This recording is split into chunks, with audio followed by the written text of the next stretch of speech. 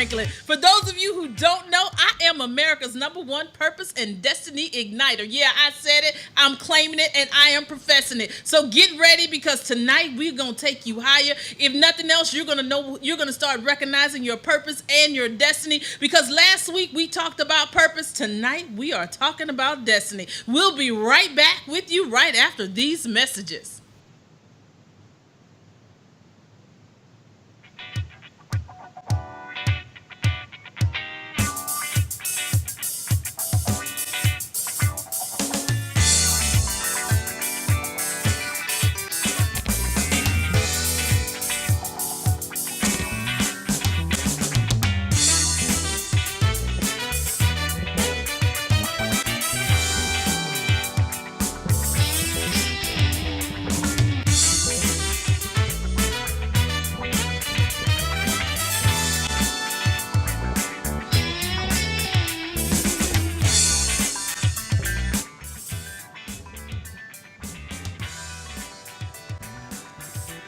Hey y'all, we are back, y'all. It's your girl Deborah Franklin. Y'all, I got some good stuff going on. When I tell you things are happening, and they're happening so fast. Last week, when I tell you 24 hours makes a difference, 24 hours makes a difference in your life. We were talking about purpose, and for those of you that may have missed last week's show, purpose is the reason for which something is done or created, for which something exists. So that means you were created for this. That means that you have been created to do something in this world. You have been created to give life to something. No matter what it is, you have a purpose, because if you are still on this earth, no matter how old you are, no matter what your education level is, you have a purpose. You have a purpose. And if you have purpose, then guess what? You have a destiny. And for those that don't know, destiny is the events that will necessarily happen to a particular person. So that means something has to happen. Your destiny is already predestined for you, but you, because God has given us choices. God has given us the gift of having a choice and having us be able to decide what we want to do. Oh, my cousin is on the line. Hey, Barbara Davenport, I'm so excited to see you on and joining us tonight. Hey, Eva, y'all, I got to give a shout out to my Facebook people, because they're joining in, and I want them to make sure that they like and share this video on Facebook. And for those of you that are watching the replay, make sure you share this. Make sure that you subscribe to our YouTube channel, because this is not a show that I want you to take lightly, because I want to dig deeper into this whole destiny bit. Those of you know, hey, I can't help it. I'm the resident church girl. I own it, but I also experience different things. Now, one story that always stood out to me, and I kept trying to figure it out. I kept trying to figure out what in the world, because it never really made sense to me. It made sense, but then it didn't make sense. It's the story about Lot and his wife. Lot was the only, let's say, righteous man that they could find in Sodom and Gomorrah. So the angels came and told him that he and his family needed to depart because they were getting ready to destroy it. But then we always hear about Lot's wife. Lot's wife looked back. They had left. They said she looked back and she turned into a pillar of salt. And I was like, why salt? Why would that doesn't even make sense to me. But then I started thinking about as women, we are married or involved with powerful men and people that have a they say behind every strong man there's even a stronger woman. So that means Lot's wife had to have some power. I just have to give that to her, and I just have to think that, because if we start looking at the properties of salt, the meaning of salt during that time, salt was a sign of wealth. Salt was a sign of preservatives. It was a preservative. It gives flavor. So why, because she looked back, did she have to turn into a pillar of salt? She had her purpose. She's married to Lot. She had her destiny. She was going there. But why don't most of us reach our destiny? Why don't most of us reach where we're supposed to go? Why don't we set foot in where God has chosen us to do? Is because we're looking back. And what that tells me about salt, about Lot's wife, she had to be a pillar of salt because she represents something. That means she had flavor. That means she had substance. That means she had wealth. That means she had something to do in her life. That means there was something more to her than anybody. Because why a pillar of salt and not just sand? Because if she had turned into sand, she could have just blown away. But she turned into salt because you know when salt gets wet or when salt is in a pile, it can harden up. It has preservative. It will stay together. Because see, that's why we have to start looking at her. Do we want to sit stuck in where we are? Because we get our eyes off of our prize and we forget that we should be moving forward instead of looking back. She looked back, so she couldn't be a salt. She had to be flavor right where she is. How many of you are not making it to where you're supposed to be because you keep looking back? You don't realize that there's so much more to this world, so much more to your being than just being in where you are. Get over it, guys. Yeah, it's scary to step out on faith. Yes, it's scary to step out and do something that doesn't make sense to you. But guess what? Do you really want to be a pillar of salt, or do you want to be salt that goes everywhere? Do you want to be salt that flavors the new job, that flavors the new idea, that flavors that extra piece of flavor that comes out of what you possess? And yes, Charlotte, I totally agree with you. Salt is a purifier. Be a purifier. I love that. But because she kept looking back, because you keep looking back, you can't reach your destiny and your purpose. Because when you have purpose, you have no other choice but to work towards your destiny. You hit purpose unlocks the door to your destiny. You have got to know that you were created for something more than being a doormat. You were created for something more than just to be somebody that births children or somebody that just has a job. You were created for more than this or more than what you are doing. You have a bigger calling on your life than just to be set still. You have a bigger calling on your life than just to be just one thing. Start looking at the bigger picture, guys. Ladies, tonight is a show about girl talk. And I'm just like, really, my heart is really heavy right now because so many women are losing focus. On the outside, they look like they're all put together. On the outside, they got the money, they got the cars, they got the family that you're dreaming of, but they're shattered on the inside because they don't realize they have more to them than what's happening right there. You have got to realize that when you acknowledge who you are and whose you are, and I say this all the time, that you can make it to the next level. You have to realize that you are more than what you see at this moment. Yeah, it might not look like it's right now. It might even look a little dark. It might even look like you're not going to even be able to make ends meet. You might even be in a situation where you don't even know how your bills are going to get paid. But guess what? If you get up the next day, something's going to work out. And if it doesn't work out the next day, guess what? Keep getting up, because eventually a solution to your problem is going to happen. So the biggest thing that I can motivate you into today, and I want you to grab hold to today, is that you are the salt of the earth. You are here to be the flavor. You are here to be the purifier. You are here to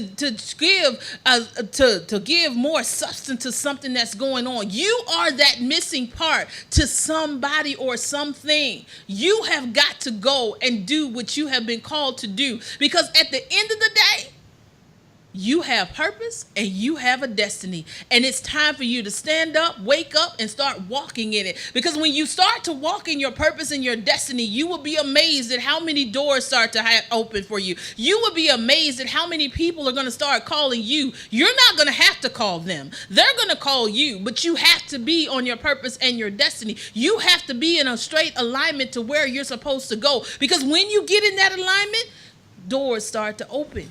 And then I have to say this about what I'm doing now, because I didn't know what I was. And a lot of times you're going to start doing things you don't even know how to do it. You don't even know why you're doing it, but you know that it's something that you have to do.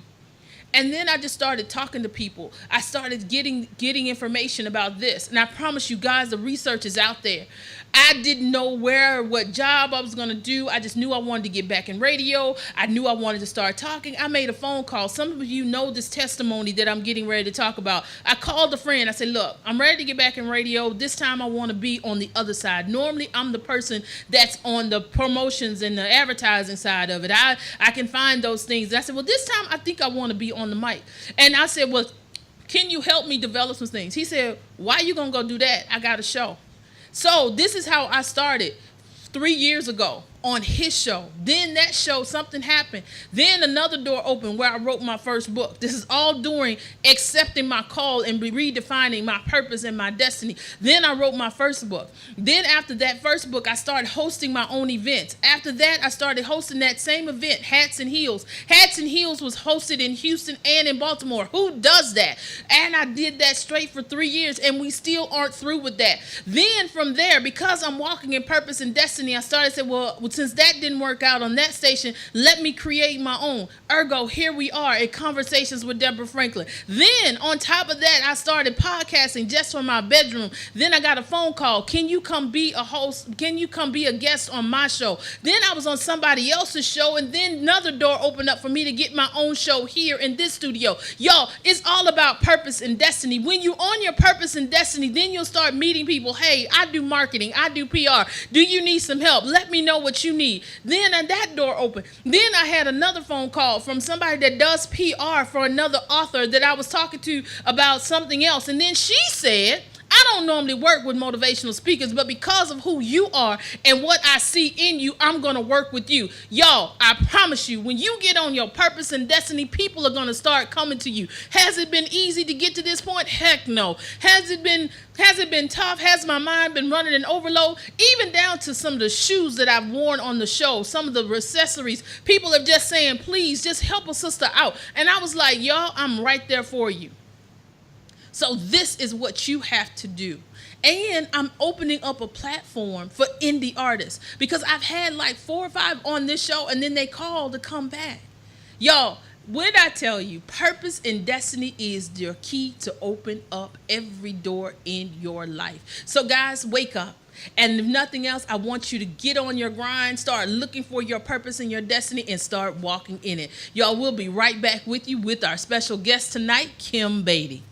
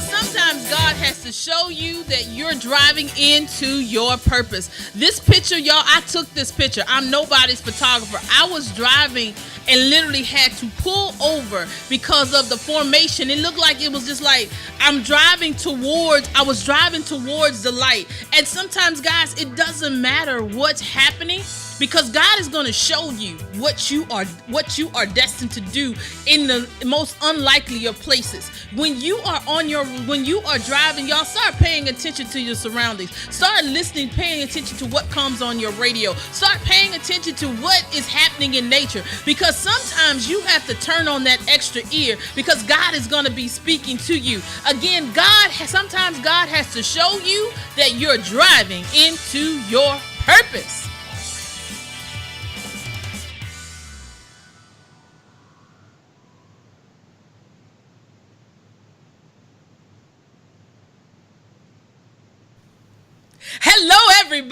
welcome back to Conversations with Deborah Franklin. Y'all, tonight's guest is somebody I have known. I'm not going to tell you how long we've known each other, but let's just say we kind of grew up together in an odd kind of way. But she's in Houston. She's a phenomenal woman. She has taken some journeys. She is going to the next level, and now she's embracing another topic that when I saw it, I said, yep, she got to come on this show. That's why we are having Girl Talk. So guys, ladies, everybody that's on Facebook, Instagram, wherever you are, this is your time to like and share, because my special guest is right here with me, Miss Kim Bady. Hey, hello. Kim. Hello, namaste. Hello, beautiful. Hey, honey. Hey, love you, love you, love you. I love you. I love you more. Yes, it has been such a long time. Jay, I see her picture. Is it frozen, or is she not? She doesn't have her camera on, or what we doing? Okay, huh? Okay, there you are. I see your face now. You see me? Yeah, Okay, good. Good. Hey, girl. Hey, y'all. It is so. I'm so excited to have you on the show. And y'all, Kim is. I'm gonna let Kim tell us about her. Tell us about you. Who is Kimberly Bady? Oh my God. Well, if you are not familiar with me, as Deborah said, we go back so many years. Deborah, do you know how long it's been? Probably too long that we need to be talking about it. Yeah. 15, 20 years maybe. It's been a long time. It's been a long time. And it probably is I'm grateful. Yes. I'm grateful. What's that? I said yes. It probably has been about 20 years. Yeah, you go way back. But we're aging gracefully. Yeah. Hey, and as I call it, it's aging orgasmically. We're just aging organically and orgasmically. So this is Ladies Talk. Yes, and, indeed. I am a women's healing arts educator, and I talk a lot about the reproductive area. And I've worked with women over the years, 20 plus years, in my early 20s, and now I'm in my 40s, up in there somewhere. And I've held women's retreats and women's conferences and things of that nature, and mentored women, held rites of passage programs for young ladies. And so I've worked with women for a long time. So that's just kind of my sweet spot, mentoring and coaching women. Right now I am helping women with reproductive issues. And I do believe that our reproductive health is a sign of our overall health. And even gynecological studies prove that our reproductive health is a sign of our overall health. And so that's what we're going to be talking a little bit about tonight, is really connecting to our bodies, coming home to our bodies. Yes. And talking about some things that we've kind of shied away from, especially growing up the way Deborah and I have grown up in church. And so we'll be broaching some subjects today. So I'm excited about it. Talk about this. Yeah, because growing up in church, there are certain topics that the young girls we don't get to talk about, and they tell us keep the aspirin between your knees, don't sit on somebody's lap, but nobody ever explains to us what all that means. And tonight, y'all, her book just totally messed me up, and we're gonna get ready to jump right into this. And she was like, you have to have yoni love. So what does yoni love mean, honey? Well, okay, so first of all, I love the word yoni. And yoni is a Sanskrit word that means sacred temple. And it describes the lady parts, so the vagina and the womb area. So that's what yoni means. And I love the word because it's just such a beautiful word. And just the fact that it is translated as sacred temple is something that really spoke to me. Because I think more than anything, that should be the first thing that we are taught, that this is a sacred temple, that this space, this beautiful space is a sacred temple, and that we should nurture it, take care of it, as opposed to having this approach to no, don't do, but learn to love and to cultivate a healthy and happy and holy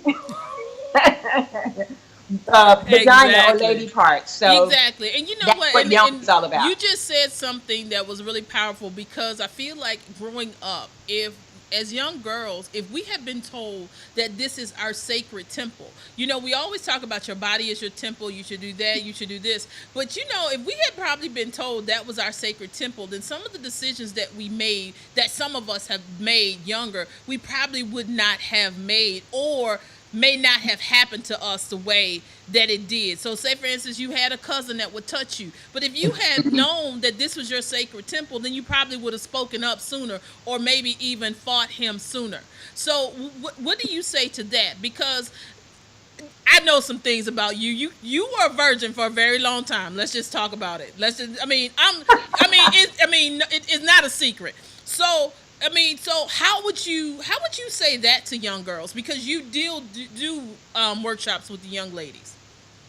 Absolutely. So when I got married, I was 20 years old. And as Deborah said, I grew up in church. And so that was taught to us, you just keep your legs closed and you got to please God and you got to please mom and your daddy. And you don't want to get in any trouble. Where I was one of those young women who I was afraid of my father. I was afraid to get in trouble, and I was afraid of the wrath of God. So Right. my relationship with God was more so, I had a relationship at a very early age, but a big part of it was this afraid, this fear, embracing God from a standpoint of fear, being Mm-hmm. afraid to mess up because I was going to be damned to hell or something, like that. And so as I grew up, though, I started to learn more about my body and the sacredness of it. And so it changed my relationship, even with God, even with the Most High, because I no longer have this relationship, looking at it from a standpoint of there's someone sitting up high, looking down low, waiting for me to make a mistake. And so before I would always teach this about, you wanting to please God, but there's so much more to it. Yes, you do want to please God, but then you want to get to know who you are, and you want to have a relationship with yourself as well. And when we have a relationship with ourselves, we get to know who we are, first and foremost. And because, one of the things that we think that, if you think about getting to know someone, you want to get to know their name, what they like, Exactly. different experience, things of that nature. And so when we get to know our bodies, it's very similar to that. It's getting to know what our body needs, getting to know how to nurture our bodies, getting to know even what feels good for us. Mm-hmm. And all of this is important so that I tell a lot of young women who are very afraid of, being in contact with even this part of our bodies. Are you going to wait until that husband comes for you all to figure out what you like? Why not be in charge of that part of you and get to know your body in a very intimate way and share with your partner, this is what pleases me. And I know this may be something that's a turn off for people who are very churchy, but this can really save some marriages because we put so much pressure on a man to please us and to bring it home every time. And if we don't take responsibility for getting to know our bodies, know what we like, know where our pleasure zones are, then that is really, on us. We shouldn't put all of that pressure on the man to please us. We should know what we like and who Exactly. we are. And you said something that was really key, because so many times we don't know what our pleasure zones are, and we don't know how can I say this, what makes us feel good. Mm-hmm. And it's like, but again, growing up, young girls growing up regardless are not taught that we should even know pleasure. We are basically supposed to just act like on Coming to America, jump up on one leg and say, whatever you like, whatever you like. It's like we're not supposed to have a brain when it comes to that area. It's like they develop us to be spiritual. They develop us to go to school, but they don't develop us as far as our bodies. So advice would you give to somebody that's in that? Or let's take it a step further. Somebody, let's take a quick break, and we're going to come back and we're going to answer what happens when you've already had the experience, but now you want to move forward. Mm. All right, we'll be right back.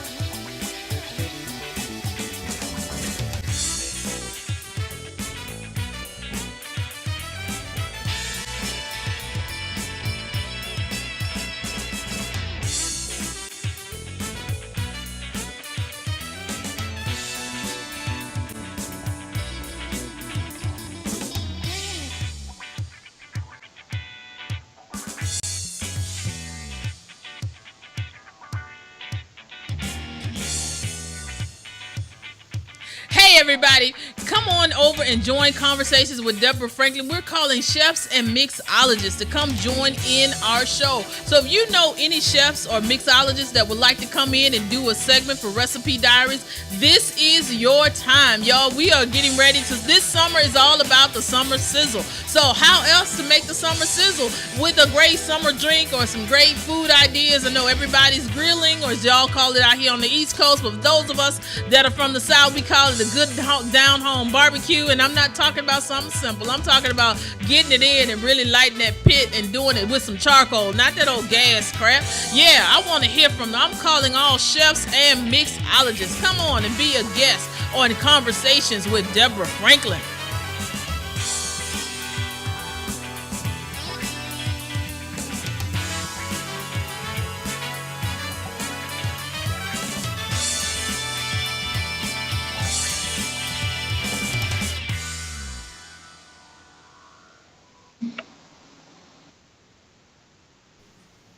Hey everybody, welcome back to Conversations with Deborah Franklin with my special guest, Miss Kimberly Bady. I'm sorry, Kim Bady.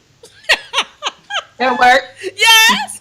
And you know, before we went to our quick break, we were talking about what does somebody do that now that they're older and they're trying to get back in touch with themselves. I'm gonna turn this over to you. Yes, so that is something that is music to my ears.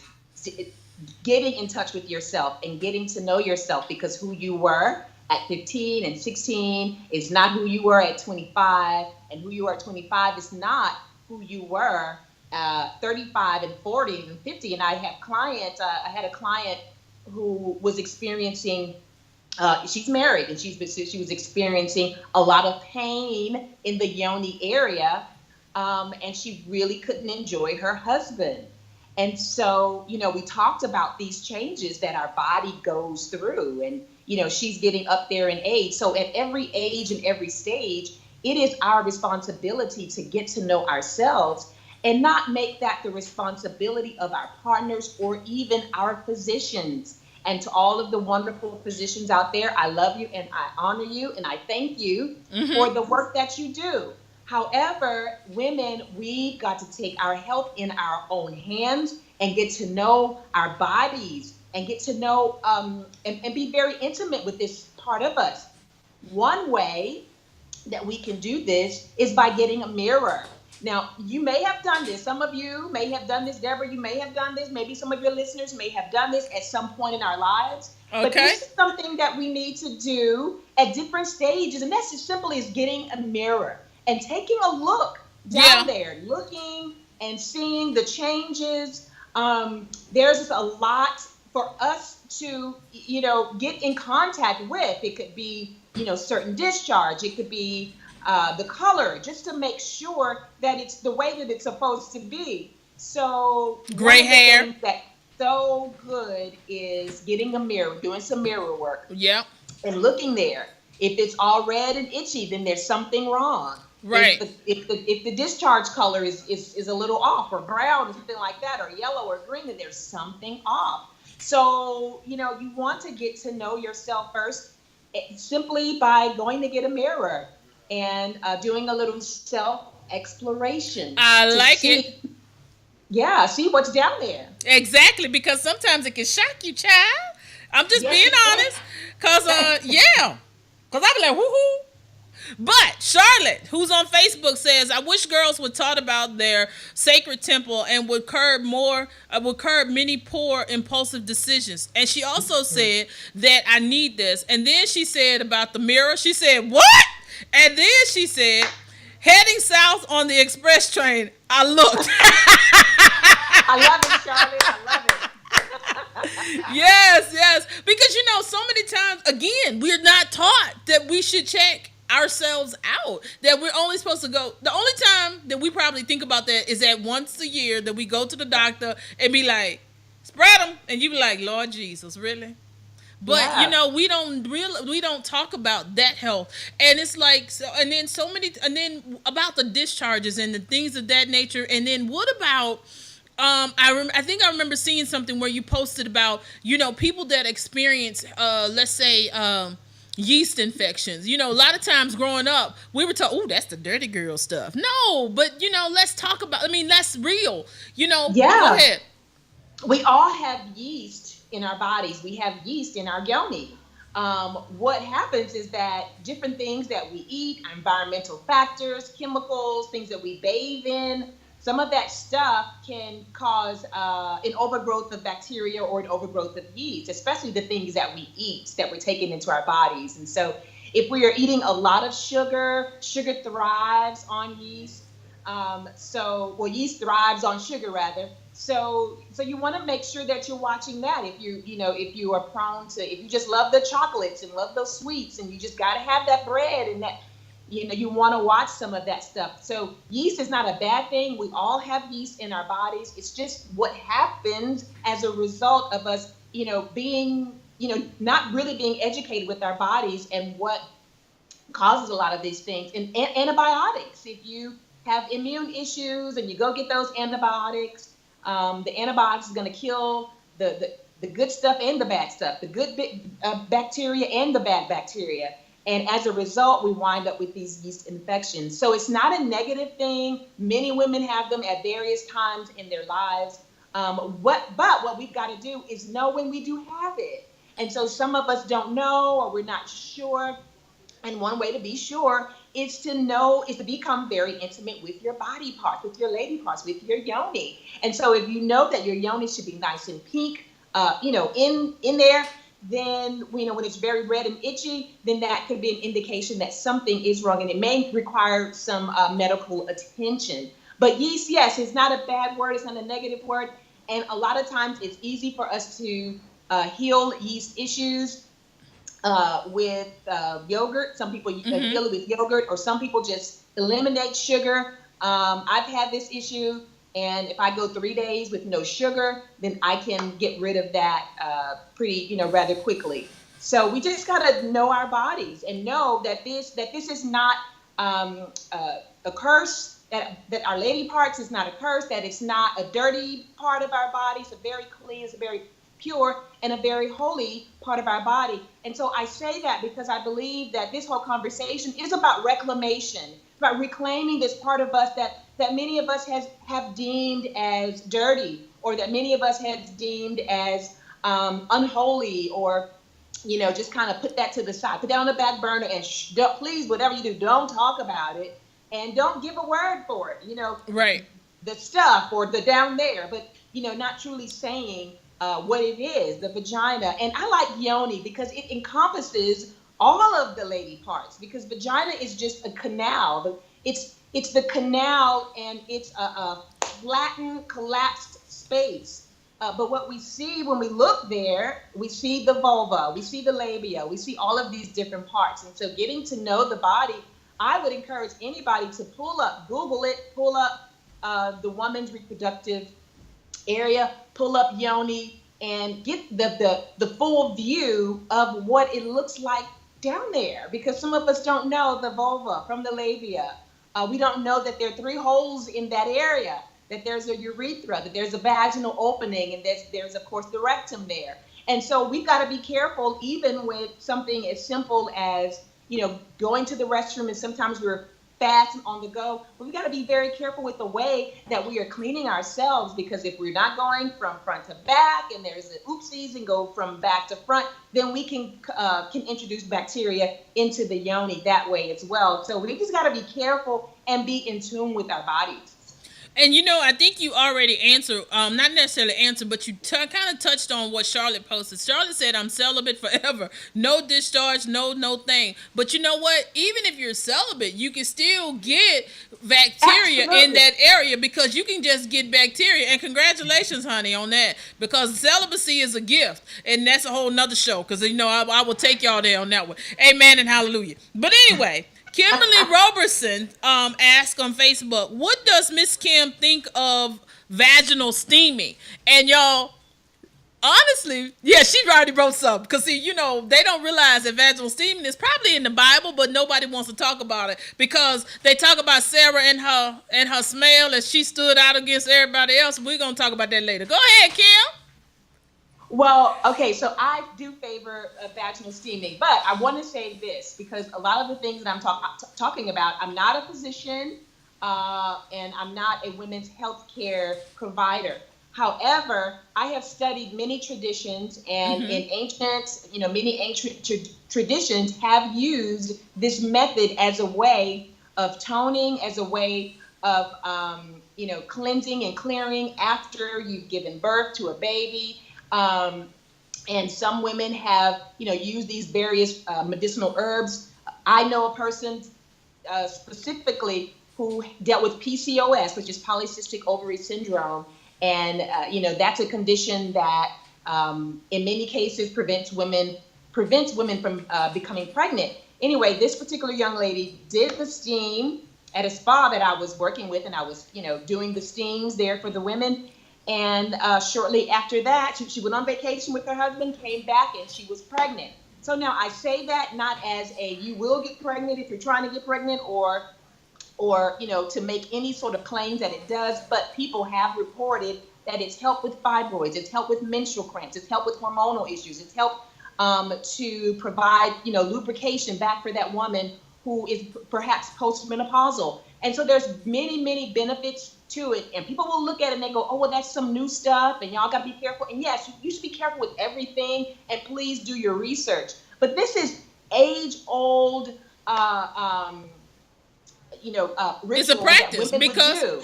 because I promise you, when I heard it, y'all know I researched it. I did look it up. I googled it because I was trying to figure that thing out, because it was like ancient times they would squat over Hmm? a hole that had Yeah. burning herbs. Yep, they would dig a hole in the ground, and they would place bark and medicinal herbs in the hole, and the women, and they would like that, and the women would squat over it. So this is new to a lot of us in the Western world, but this is nothing new. We're just becoming more aware of it as technology advances, and we're able to get this information. It's just kind of coming back up, and a lot of celebrities have brought this, back up. But it's a practice that I've done. I've never had any problems with it. And if you want to try it, definitely go to a reputable place. I would stay away from some of the places, maybe online at first, maybe go to a spa that offers it. And then that way you can ask questions and you can get more familiarized with it, with the herbs that they are using. If you are pregnant, it's not something that you should do. If you're on your menstruation, then you don't want to do it then. And if you think that you could be having some sort of infection, you don't want to do that, because you are sitting over steam, and the steam likes bacteria thrives in the hot, moist environment. So you kind of want to wait until you've gotten over that bacterial infection, and then you'll do your steam to keep it healthy, to as a supplement. So it's almost like drinking tea. When you drink tea, herbal tea, and it has all these medicinal properties. It has to go through down your throat into the bloodstream. Well, when you do the steaming, the vaginal steaming, it gets right to that area. And the yoni is one of the most absorbent places on the body, and it goes right to the area, and it brings nourishment and nurturing to that part of our body. And this is a great way to connect to this life force energy that's there. And it's just a beautiful way to heal and to cleanse. I like to do yoni steams, and it's my meditation time. And I just visualize myself cleaning and cleansing. And many people will say that this is a self-cleaning oven and it doesn't require any help. And I will say, yes, it is. It has its own ecosystem. Yes. However, there are some practices that have been, implemented over the years and years, and they do provide help, especially in the age that we live in. And we are doing so much harm, the different things that we're using on our bodies. Sometimes we need that little extra help to rid our bodies of some of the toxins that we're putting in, whether it's through our diet or through the chemicals that we're putting on our skin. I like it. Now, Charlotte is going in with us. Charlotte said, my yoni must be awfully holy. 8 years, this celibacy cycle. No LOL, no reason. Poor genes, pool. I'm sorry. Pool of. Okay, I understand. Pool of receptacle men. Somebody is texting me. Whoever is texting me, not sure why, but yeah, y'all need to come on and just call in at 443-454-3751 if you got a question, because if you texted me, I can't get to your text right now. And then Charlotte said, wow, steaming pootie thing. I will research and learn more. Yes, honey, we all gonna research that, because I had a client, a media coaching client, who actually does that. She's a licensed practitioner, she's a nurse, and she does vaginal steaming. And so I was like, okay, never heard. I was green to that one, honey. But I was like, okay, we're gonna have to talk about that, because that even goes down to the whole waxing that area. That's a whole nother thing that I refuse to do, because I refuse to put myself in that much pain. Hats off to my girls that can handle that, but I cannot. So every now and then I will do waxing, but for the most part, studies have shown that hair in that area is healthy, because it does prevent bacteria from getting in, and so it can be very helpful. But every now and then I will do a wax, sometimes in the summertime, and that's really, it's all of this is up to you, ladies. One right. of the things that I work with my clients, I let them know that do your research and find out what works for you. I am taking this a class at the Institute of Integrative Nutrition, and a lot of this work that we do is talking about bio individuality, which just says what's food for one person could be poison for another person. So it may not work for you, but you can try it, see if it works for you. If you start to have any issues, you can always consult with a physician, but just take your time. And, usually with the steaming, it's very safe. And just as long as, the temperature is on low, a lot of times women will sit, because I've had to administer them many, many times, and women will sit down and go, well, I don't feel anything, and can you turn it up higher? And then a minute later, they're like, okay, turn this back down, I'm burning. And so you don't need it to be very, very hot.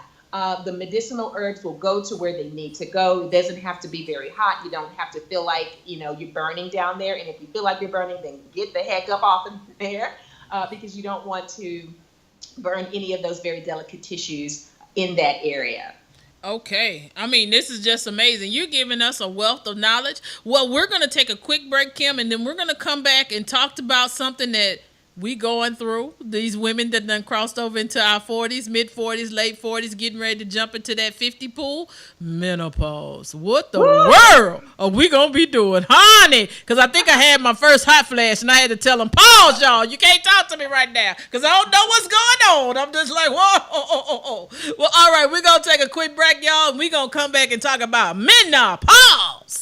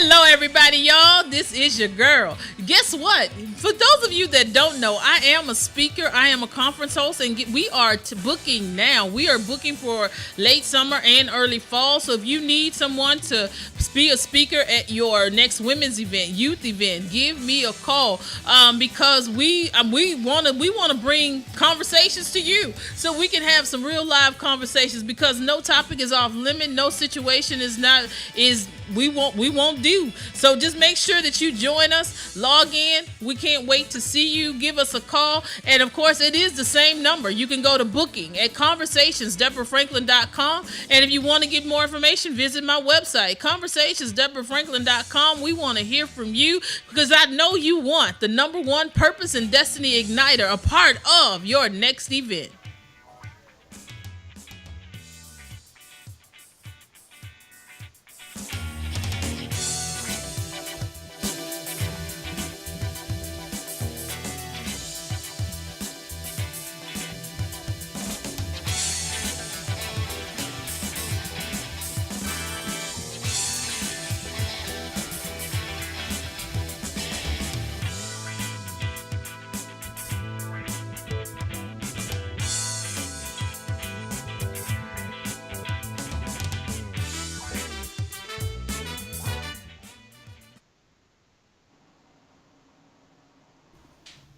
Hello, everybody. We are back here live on Conversations with Deborah Franklin with my special guest, Miss Kim Bady. Well, guys, I know that you saw that it was advertised that Miss Tia was going to be with us, but y'all, this is what happens when you coming in from Philly trying to get to DC. Her car broke down, then she had to get the bus, and of course the bus was late. So now she's stuck at Union Station, and that's about 20 minutes, 30 minutes from here, and y'all already know we about to run out of time. So we want to close out tonight's show with Miss Kim Bady, and we had to close it out. It's no way in the world we could come on this show and talk about our yoni and not talk about the latter stage of it, which is that wonderful stage of menopause. And I was like, menopause? Why I got to pause? But it's all good, and you just got to, I know you got to embrace it and deal with it, but what do you have to say to menopause? I am so glad you said that because I'm in that perimenopause place, and that's starts around late 30s to about the late 40s or so, and so I'm kind of right in that as I'm going into my middle to later 40s, and I'm glad that you said wonderful. You used a very good word there, wonderful, because we are taught and we are conditioned to dread this time of our lives. We are taught to look forward to it as something that is going to be horrible and that we're going to have these negative experiences. But if you are a person of faith, and I know your audience, they are people of faith, then have faith about this time in your life and believe that this will be a beautiful rite of passage, a beautiful crossing over with great experiences. But then there's also something else that we must do, along with believing and looking forward to aging orgasmically, which is what I call it, which is blissfully, which is, aging with pleasure, and looking at it that way, looking at it as pleasurable as opposed to looking at it as something that I dread. But there's some things that we may have to do as our body changes. We may have to make some changes to accommodate what is going on in our bodies. And so I tell women, if you are in that perimenopausal state, it's time to make the changes right now. I'm working on a book. Well, first of all, the book that Deborah is referring to is Yoni Love, and it's on my website, kimbady.com. It's a free ebook. You can download it today and get that copy immediately. It's 7 rituals to cultivate a superior vagina. So I'd love for you to have that. But I'm working on a book right now, and I'm doing the research and compiling information about our aging process. And the reason I'm doing this, Deborah, and I'm so glad you mentioned this, is because, so many women that I know, whether it's my clients or my friends or my family members, they have horror stories. And I've heard so many horror stories about women who are going through the change in life, as we call it. And so, instead of looking at it from a negative point of view, I believe one of the key things is for us to look at it in a positive light and then make those changes. We may have to make some dietary changes. We may have to eat more clean. We have to eat more clean, more whole foods and less processed foods in our diet, and get away from a lot of the estrogens that we are taking into our body, because that's what happens with the overload of estrogens, and it just kind of causes our hormones to go all out of whack. And so I do some health coaching as well, and so if anybody's interested in that, I could definitely help you with that.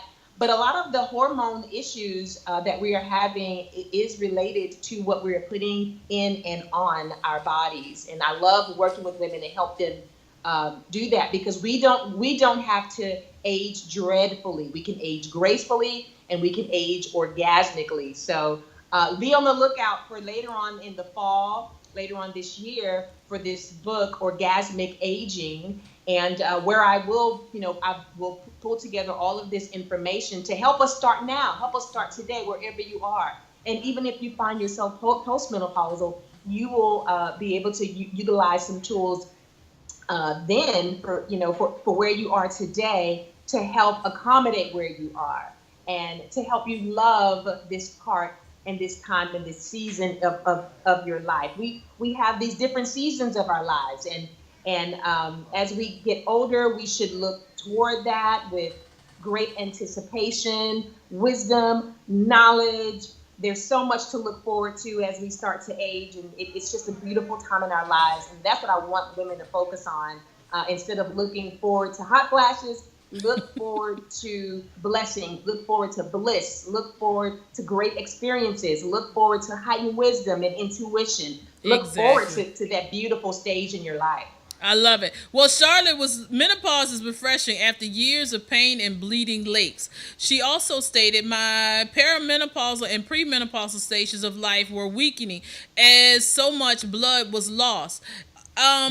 And then hot flashes are of Satan, but now they have diminished for me. The best time of my life is now. So let's back up to that. Yes, I had to agree with her, because I had to take on the practical aspect of it, because I didn't understand, because there are certain things in my life that I have not accomplished, as far as, when that starts to leave, you know that you're past childbearing stages. And so a lot of people know that I did want children, but that just hasn't happened. But then I had to look at it from the practical side, like, that might be a couple $100 I could save per month.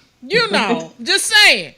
Because between, what we need, ladies, y'all know what we go through during that time of the month. But how would you tell somebody, just quick, we got a few more minutes, to just quickly tell, how do you deal with, I guess, the heavy menstrual cycle during this time? Whether it be, fibroids, I know we can go to the doctor for, but how can we deal with that when we're going through this stage?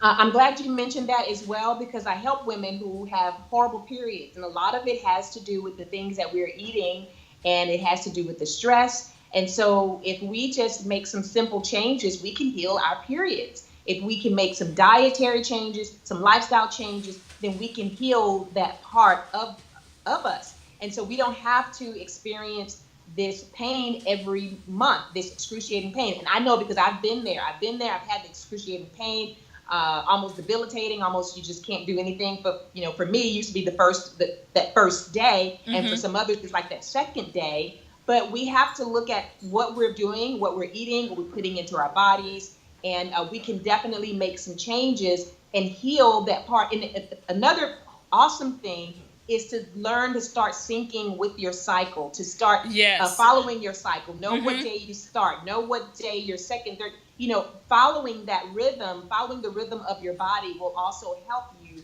heal that part of you, because you'll be more intimately acquainted with your body, with your cycle, and you will learn what to do to prepare for the cycle, what to start eating to prepare for the cycle, what to eat when you're on your cycle. Exactly. And so after about a couple to 3 months, you can heal those symptoms to where you're not, having such pain, such heavy bleeding. So just making some lifestyle changes, some diet changes, getting some more exercise in, as well as taking some supplements. Magnesium is great for that. Zinc is great. And so just really adopting a lifestyle of holistic living can help you heal your cycle. Awesome, awesome, awesome. Well, Kim, I have enjoyed having you on tonight, and what did go a little longer than we expected, but I'm glad you dropped some heavy nuggets on us. So the next show is getting ready to come in. So the Lounge Boys are ready. I'm surprised they so quiet tonight, since you didn't get to hear them as they usually burst into the studio. But Kim, tell us, how can we find you? Yes, go to my website, kimbady.com, KIMBADY.com. And when you go there, you can download immediately the book, Yoni Love, 7 Rituals to Cultivate a Superior Vagina, and I'll stay in touch with you. Awesome, awesome. Guys, thank y'all so much for joining us here live at Conversations with Deborah Franklin. It's been real. It's been fun. Love you to life. Have a great one. Peace out. Thank you.